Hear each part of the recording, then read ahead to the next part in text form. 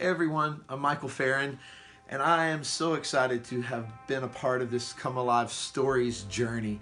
You're about to hear Lauren in a video share the story behind the song of how Come Alive was written, and I remember very distinctly the moments in that room when she and I sat down and began to kind of chase down what we felt like the Lord would have us write that day. And I remember very significantly even the day it was written, sitting in that room, hearing Lauren sing that as we were writing it, knowing that this was more than a song.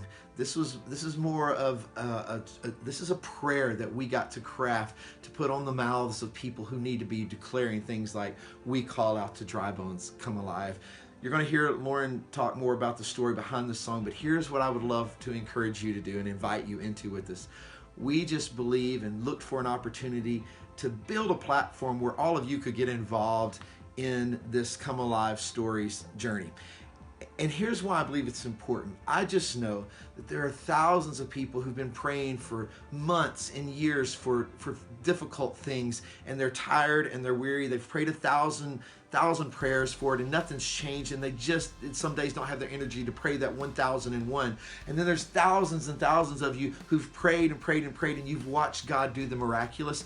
And we've built a platform for you to be able to share the testimony of how God has moved miraculously in your lives, in your families, in your circumstances and situations. And so this is how it's going to work. If God has done the miraculous in your life, if you've seen the prodigal come home, if you've seen broken things restored, if you've seen dead things come back to life, we want you to share that story. Just share the story on your social media platforms, Facebook, Instagram, and Twitter. And then hashtag Come Alive Stories. And it will automatically then be driven to this site that you're on now. And what we believe is going to happen, with all my heart, I believe this is going to happen, that when people come to this site and they start reading your stories of how God has intervened so magnificently in seemingly hopeless situations, that it's going to spark that 1001 prayer in somebody who's very tired and weary.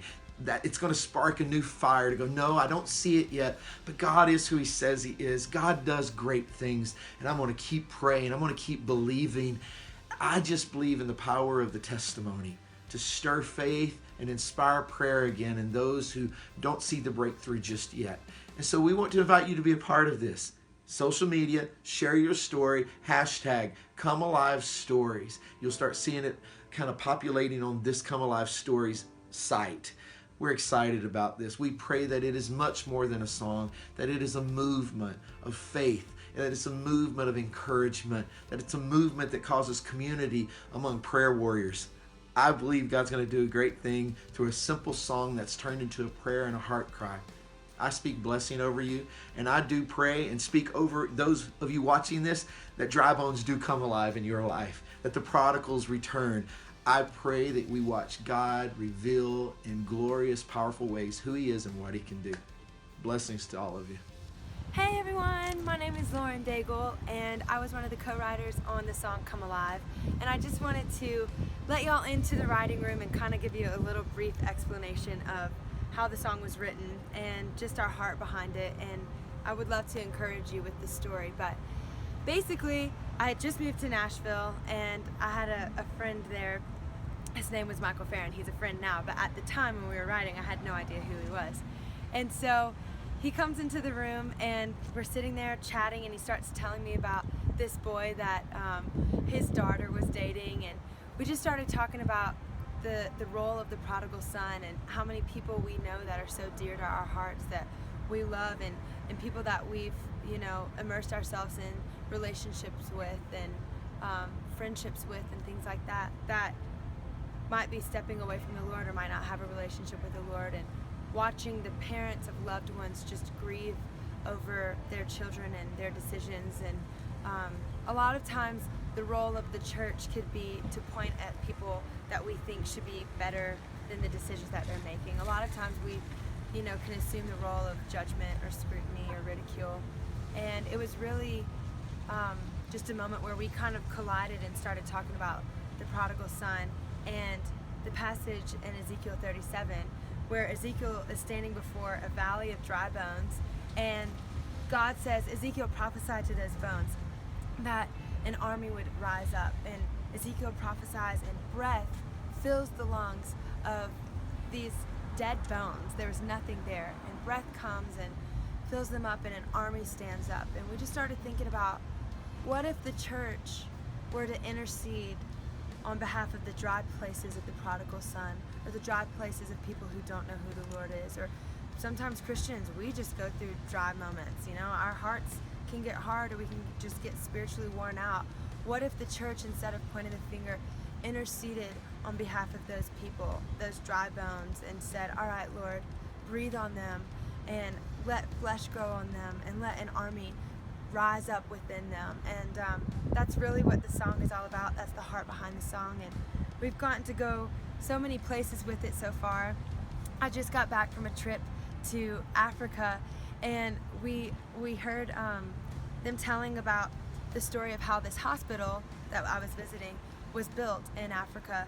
And it was a place where they used to take dead bones of people who had died from the community, from the village, and they would take them out to this field and just throw the dead bones there. And it was kind of a poor way to just, you know, get rid of someone's remains. And they said the government didn't like that. That's how they were being disregarded.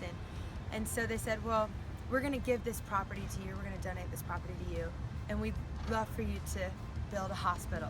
So the place where death and decay once stood, now a hospital is there, and life is coming out of it every 5 seconds. They pray over these children. They do surgeries on impoverished people that wouldn't otherwise be able to have surgeries. And you just see the breath of God filling those halls of these hospitals where the sick are being healed. And that's the heart behind the song. That's exactly where we wanted it to go. Those are the places that we wanted it to impact. And we hope that this song is an encouragement to you, and that if you're someone who's going through a dry season in your life, that the Lord would just breathe mightily on you.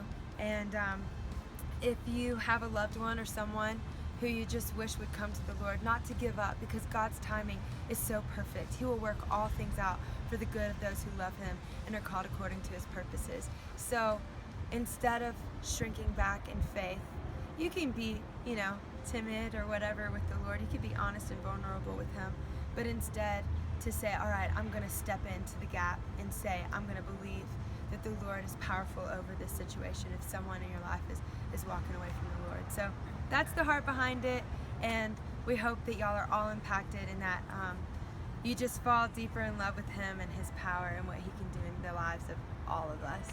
Have a good day. As we call out to dry bones.